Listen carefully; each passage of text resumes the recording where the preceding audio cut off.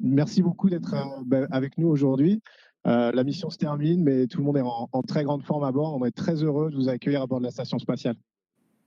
Ah, c'est hyper sympa. Ravi d'être avec vous.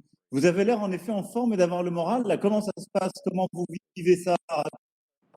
Racontez un peu. Eh ben, écoutez, les derniers jours sont un peu particuliers. C'est vrai qu'on a des incertitudes sur la date de retour, mais ça fait partie de la mission, évidemment. Quand on s'embarque sur une mission comme ça, on sait que ce genre de choses peuvent arriver. Quelque part, moi, je trouve que c'est presque une bénédiction. Ça nous permet d'avoir quelques jours dans la station avec évidemment encore du travail, mais toute notre liste de choses à faire, eh ben, on l'a faite, on l'a fini, on est prêt au retour. Donc, quelque part, c'est quelques jours pour moi. J'essaie d'en profiter au maximum. C'est un peu comme un sas avant de revenir sur Terre et de retrouver mes proches et ma famille. Et alors, comment s'est structurée la journée type pendant la mission? La journée type, elle se répète un peu de la même manière tous les jours. On commence la journée par une grande conférence en fait avec tous les centres de contrôle. On pose nos questions, on obtient les réponses à nos questions peut-être de la veille. On se met d'accord sur le plan. Les centres de contrôle sont, comme vous le savez sans doute, répartis partout sur la planète, notamment en Europe. Et ensuite, chacun va vaquer à ses occupations. Ça va être recherche scientifique dans le module japonais, maintenance dans le module européen, entretien des scaphandres dans le module américain. Parfois, on travaille à plusieurs, parfois, on travaille séparément. 2 heures de sport, 2 heures, 2 heures et demie de sport pour entretenir sa forme physique, hein, pas pour faire de la musculation, mais pour revenir sur Terre en bonne forme. Et puis la journée se termine tranquillement en général vers 19h30, 20h le soir. Donc on fait des journées de 12 heures à peu près dans la station spatiale. Et ensuite, le soir, on a un petit peu de temps libre avant de se mettre au lit et puis de recommencer la même journée à peu près le lendemain. Ce qui fait qu'au final, le temps passe très très vite. De temps en temps, on a aussi une activité exceptionnelle. On sort en sortie extravéhiculaire. On a un véhicule cargo qui vient nous ravitailler, mais en général, on est bien occupé. Et qu'est-ce qui est différent par rapport à votre mission d'il y a 5 ans? Si vous devez comparer, beaucoup de choses ont changé ou c'est très similaire? Là, je vois que vous êtes en train de vous stabiliser. Ouais. Il y a pas mal de choses qui ont changé. En fait, la station, évidemment, c'est toujours la même. On a quand même un nouveau module russe qui est arrivé. Donc ça, c'est une nouveauté. Ça fait très longtemps qu'on n'avait pas ajouté une pièce à la station spatiale.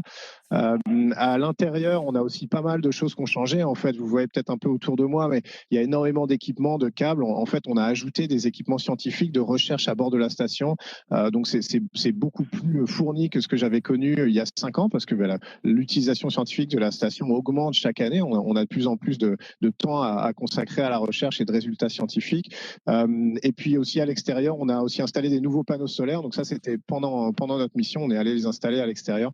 Donc la station a pas mal changé en fait, mais je retrouve quand même un petit peu mes marques. Et alors, ces fameuses sorties extravéhiculaires, là, comment ça se passe? Racontez un peu. Eh ben c'est un petit peu l'expérience ultime du vol spatial. Il faut imaginer la comparaison, c'est comme si vous étiez dans un sous-marin. La station, c'est un peu comme un sous-marin. En fait, on est bien protégé par notre coque en acier, des hautes pressions, des hautes températures, de l'absence de lumière, etc. Donc, tant qu'on est à l'intérieur, tout va bien. En fait, la vie est, j'allais dire, facile, entre guillemets. Par contre, dès qu'on va sortir en scaphandre, là, on va se confronter à un environnement qui est vraiment extrême. On est beaucoup plus exposé, donc le risque augmente. On fait très attention, évidemment, on a des procédures de sécurité, mais le scaphandre, c'est un véritable petit vaisseau spatial individuel avec tous les systèmes, l'oxygène, la radio, la propulsion, tout ce qui nous permet de vivre dans l'espace. Et puis, moi, je trouve vraiment l'expérience, c'est d'aller se confronter aux dimensions de la station. Encore une fois, à l'intérieur, on s'en rend pas forcément compte, mais nous, on est allé tout au bout pour installer des panneaux solaires, donc à 70 mètres d'un côté à l'autre. Quand on se confronte à ça, on se trouve vraiment tout petit par rapport à la station et encore plus petit par rapport à la Terre qui défile sous nos pieds. C'est des souvenirs, à mon avis, que j'aurai toute ma vie. Et pour vous, là, quels sont les objectifs, enfin, quels étaient les objectifs principaux de la mission? Et est-ce que vous revenez avec le sentiment qu'ils sont atteints? Et comment vous voyez la suite? Ah oui, c'est une très bonne question. Les objectifs principaux de la mission, il y en a vraiment deux en fait. La station spatiale, d'une part, on s'en sert comme laboratoire au service de la Terre, donc vraiment pour avoir des résultats médicaux, des résultats sur les matériaux, pour faire des nouveaux alliages, le système immunitaire, toutes ces choses qui peuvent être utilisées. On va espérer pour améliorer la vie de nos concitoyens, notamment européens, français. C'est pour ça qu'on vient à bord de la station spatiale. Mais ce qu'on fait aussi à bord de la station, c'est préparer la suite de l'exploration. C'est vraiment utiliser cette station comme une étape, apprendre à vivre dans l'espace sur le long terme. Ça fait plus de 21 ans aujourd'hui qu'on a une présence humaine ininterrompue dans l'espace, et notamment européenne et française. Pas ininterrompue pour les Français, mais au global sur 21 ans. Et ça va nous permettre d'aller plus loin. En fait, le but ultime, c'est pas d'en rester au voisinage de la Terre. Le but ultime, c'est d'aller plus loin. C'est vraiment de retourner vers la Lune, mais de manière plus durable. Pas seulement pour y planter un drapeau, mais pour y établir une base, pour y apprendre des choses scientifiquement. Et puis dans quelques années encore, d'aller vers Mars, parce que Mars, c'est vraiment là où on va répondre à des questions un peu fondamentales. D'où on vient, où est-ce qu'on va dans l'univers. Est-ce que ce qui peut arriver à Mars, c'est-à-dire perdre son atmosphère, perdre son eau liquide, ça peut nous arriver à nous sur Terre? C'est quand même des questions qui nous intéressent en ce moment. Donc, ce qu'on fait aussi dans la station, c'est préparer tout ça. Donc, je pense qu'au regard de ces deux objectifs-là, on revient avec énormément de résultats et la mission a été remplie. Ouais. Et l'observation de la Terre en permanence là, que vous effectuez au-delà de vos clichés, de tout ce qui est vous partagez et qui est très inspirant, est-ce que vous voyez véritablement les conséquences du dérèglement climatique? Est-ce que de là où vous êtes, vous avez, je dirais, des traces tangibles de ce qu'on décrit, ce contre quoi on lutte chaque jour? Et malheureusement, oui, Monsieur le Président, on voit distinctement depuis quand on jette l'œil par les hublots de la station spatiale, on voit distinctement ce que j'ai vu la dernière fois. Là. Alors la fragilité de la Terre, ça choque évidemment. C'est une expérience un peu sensorielle de voir à quel point on est une oasis isolée avec des ressources limitées et que tout ça c'est très fini en fait. Mais on voit aussi malheureusement les effets néfastes des activités humaines. On voit la pollution des rivières, on voit la pollution atmosphérique, on voit des choses comme ça. Ce qui m'a vraiment choqué pendant cette mission, c'était des phénomènes météorologiques ou climatiques extrêmes. En fait, c'était les feux sur des surfaces immenses. On voyait des régions entières qui brûlaient depuis la station spatiale. Au Canada, en Californie, on a vu la Californie entière recouverte d'un nuage de fumée. On voyait les flammes à l'œil nu depuis la station spatiale à 400 km d'altitude. Même chose dans le sud de la France, en Grèce, sur le bassin méditerranéen. Et puis on voyait aussi malheureusement le triste spectacle des tempêtes tropicales qui avait l'impression on avait l'impression qu'elles s'enchaînaient. En fait, on en voyait une. Vous savez, ces cyclones qui sont impressionnants vu de la station spatiale, mais une fois que l'un était passé, malheureusement, en faisant des dégâts, on en voyait déjà un autre qui se formait dans l'Atlantique Sud. On le voyait distinctement ici depuis la station. Donc tout ça, c'est impressionnant et on sait que ces phénomènes, ils sont accélérés en force, en intensité par le changement climatique. Évidemment, ça, c'est une vision très humaine, en fait, au final. C'est une vision un peu sentimentale. Moi, je dirige mon appareil photo quand il y a des choses inquiétantes ou jolies, mais il faut complémenter ça avec la vision très scientifique des satellites d'observation, le programme de l'Agence spatiale ou du CNES, qui, eux, nous permettent de conclure scientifiquement avec des données valides qui souffrent pas de contestation sur le changement climatique et les phénomènes météorologiques qu'on rencontre. Et là, de la même manière, vous avez vu des évolutions par rapport à votre dernière mission? Oui, on a vu malheureusement, alors pour des phénomènes comme la fonte des glaces qu'on observe depuis l'espace très clairement, mais il faut se placer sur le temps long. En 4 ans, moi je peux observer des choses, mais ça peut être un cycle. Ce qu'on veut voir, c'est la courbe, vraiment la tendance de la courbe sur le temps long, comme on dit. Donc ça, on a des satellites d'observation pour faire ça. Ce qu'on a vu vraiment, moi je pense, c'est ces phénomènes météorologiques. Là, ça s'accélère de manière assez inquiétante. En fait, d'une année sur l'autre, on sait qu'on bat des records de température sur Terre, mais d'une année sur l'autre, on sait aussi qu'on bat des records de feu, de tempêtes, d'inondations. Et ça se voit très, très clairement. Et ça, j'ai très clairement vu la différence par rapport à ma mission d'il y a 4 ou 5 ans. Ouais, donc, malheureusement, vous documentez le pessimisme de court terme. Moi, je suis un optimiste de la volonté, donc je pense qu'on peut l'endiguer. mais aujourd'hui, malheureusement, on vit ces conséquences au quotidien. Et on le voit, comme vous l'avez rappelé, en Méditerranée, en Amérique du Nord, dans les Caraïbes ou dans le Pacifique.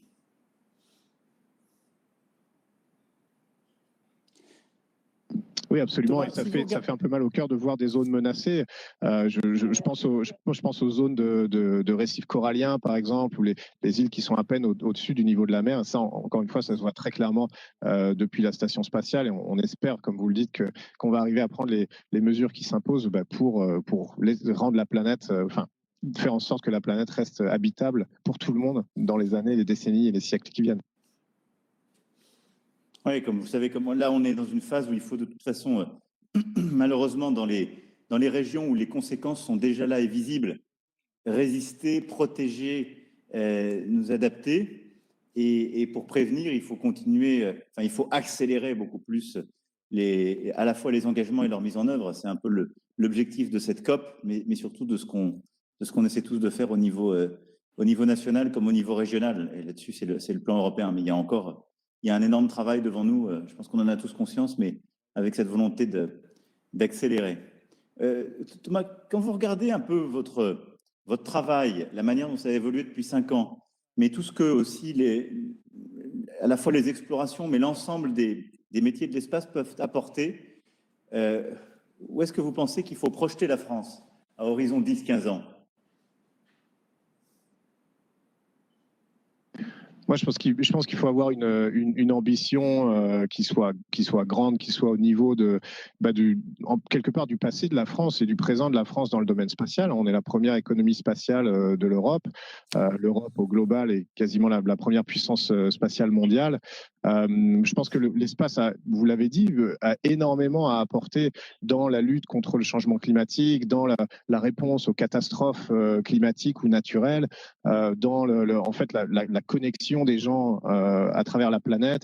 On a énormément de thèmes dans lesquels l'espace va nous aider en fait à faire face aux défis du futur. Il faut accélérer l'utilisation de l'espace en Europe et en France, je pense qu'on a tous les atouts. On est leaders mondiaux dans énormément de domaines qui sont liés à l'espace. Il faut avoir l'ambition qui correspond à ça et qui va nous placer, je pense, parmi les leaders aussi à l'horizon 10-15 ans pour la réponse à tous ces problèmes qui se présentent à nous. Non, moi je partage, et au-delà de votre exemple qui est très inspirant pour les jeunes, on en a déjà plusieurs fois parlé, et merci encore de ce que vous avez d'ailleurs fait pour que des jeunes s'inscrivent dans les programmes, qu'il y ait aussi une féminisation de ces programmes et que des nouvelles vocations se créent. Avec France 2030, on a essayé de projeter le pays, comme vous le disiez, pour qu'il soit à la hauteur de son passé et de son présent, parce l'Europe est sans doute la première puissance spatiale aujourd'hui. Il y a une concurrence accrue, on le voit bien. Hein. La Chine, les États-Unis d'Amérique, même la Russie s'investissent. On a une concurrence aussi d'acteurs privés, qui est un vrai sujet qui change complètement l'organisation de l'espace, au-delà de ce qui est le plus médiatisé. Et on a un domaine justement spatial qui est de plus en plus confronté à des problématiques nouvelles, à la fois de concurrence, mais aussi de règles à définir. Et la France, je crois pouvoir le dire encore aujourd'hui, est une très grande nation spatiale au sein de cette Europe. Donc pour moi, ce qu'on veut essayer de faire à horizon 2030, c'est plusieurs choses. La première, c'est de développer beaucoup les services, ce que vous avez dit, le suivi du climat, l'observation, la connectivité, justement tout ce qui est couverture, la navigation, couverture mondiale, de le faire pour les Européens, mais aussi pour nos partenaires, et de développer ces services, l'utilisation des données, la numérisation. Et donc là-dessus, moi, là, un peu votre réaction, mais c'est pour moi le premier axe. Le deuxième axe, c'est pour nous aussi une petite révolution, mais c'est que nos grands acteurs historiques, que sont le CNES, Arianespace, Ariane Group, évidemment avec le partenariat intime avec l'ESA, maintenant développent un travail accru avec des acteurs très émergents, c'est-à-dire des startups, des entreprises qui sortent parfois même de nos laboratoires, de fruits de la recherche publique et privée, mais il y a ce qu'on appelle ce New Space, qui est vraiment une petite révolution organisationnelle. Et l'idée, c'est quand même à très court terme aussi de continuer à innover, et on a cette volonté d'avoir d'ici 2025-2026 le premier mini-lanceur réutilisable, ce qui, je crois, sera un vrai défi, et lui est atteignable. Et j'ajoute à ça, parce que vous l'avez évoqué, notre volonté de pouvoir lancer et participer aussi aux grandes missions d'exploration. Il y a la Lune, il y a Mars. Mais je pense qu'il ne faut pas perdre de vue ces très grands projets parce qu'ils sont aux limites et aux frontières technologiques et humaines. Mais à chaque fois, ils nous apprennent des choses exceptionnelles sur la matière, sur les équilibres de nos écosystèmes et en effet l'avenir de la planète.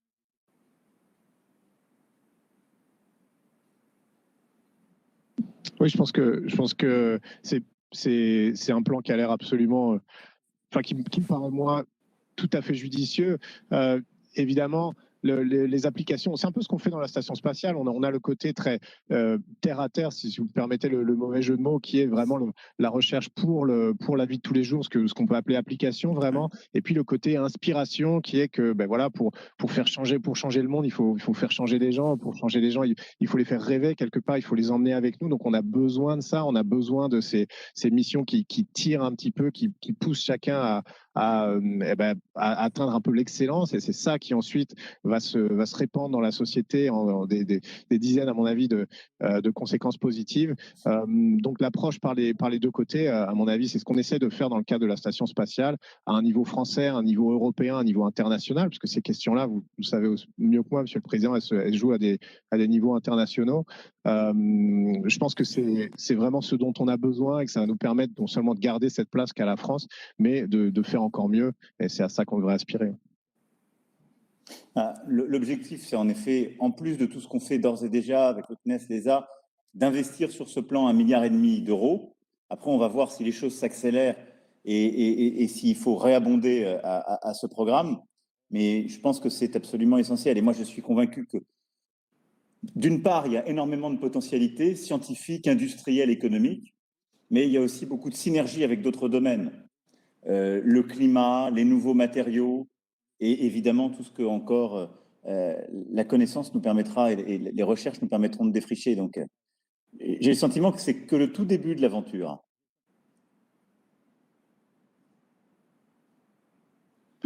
Oui, je suis d'accord avec vous. Quand on se place dans une perspective historique, ça fait 50 ans, 60, 70 ans qu'on va dans l'espace, c'est rien du tout à l'échelle du globe, à l'échelle de la présence humaine. Donc, il ne faut pas s'interdire de rêver.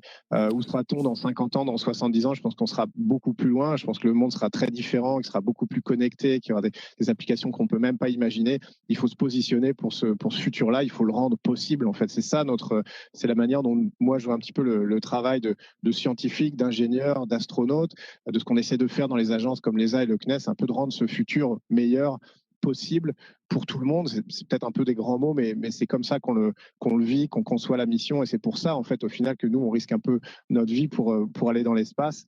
Ça me fait plaisir de vous entendre dire ces mots-là. Et ben, j'espère qu'on va arriver à atteindre ces objectifs. Mais en tout cas, c'est une très, très bonne chose de se les donner. Merci beaucoup, Thomas. On me fait signe qu'on arrive au terme de la connexion. Je veux d'ailleurs remercier toutes les équipes vraiment d'avoir permis ce contact. Moi, je n'oublie pas que dans quelques semaines après avoir été élu, je vous avais accueilli, mon pauvre. Vous arriviez sur le sol terrestre. C'était très dur physiquement et ça me touche beaucoup dans cette période d'être en connexion avec vous alors que vous êtes encore là-haut, si je puis dire. Et au-delà de tout ce qu'on va lancer, je voulais vraiment vous dire merci parce que chaque jour, vous donnez de votre temps, de votre énergie et vous prenez des risques, comme vous l'avez dit, pour continuer cette aventure spatiale française, européenne et mondiale, mais aussi vous créez beaucoup de vocations et vous inspirez beaucoup. Et cette part de rêve, elle est essentielle. Donc, on essaie tous de bâtir un futur désirable et possible, et vous y contribuez grandement, mais en plus, vous apportez cette part de rêve et d'inspiration. Donc, merci beaucoup pour ça, Thomas, et bon dernier jour un peu pour vous.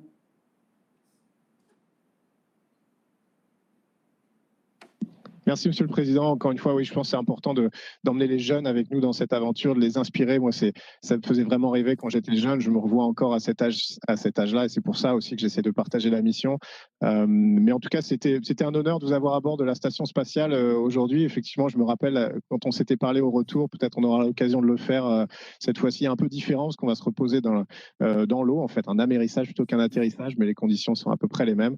Et puis écoutez, ben, on se donne rendez-vous pour la suite de l'aventure. Il y a énormément de choses à faire pour le domaine spatial, pour la société européenne et française, que ce soit à bord de la station spatiale ou dans tous les métiers au sol. Donc écoutez, on espère que ça suscite les vocations. Et puis moi, j'ai pas l'intention de m'arrêter là. On vous voit à votre retour. En tout cas, bonne fin de mission, Thomas, et merci infiniment. Merci de votre temps et de tout le reste. Merci, Monsieur le Président. Merci beaucoup. Merci. Merci, Thomas. Station, this is Houston ACR.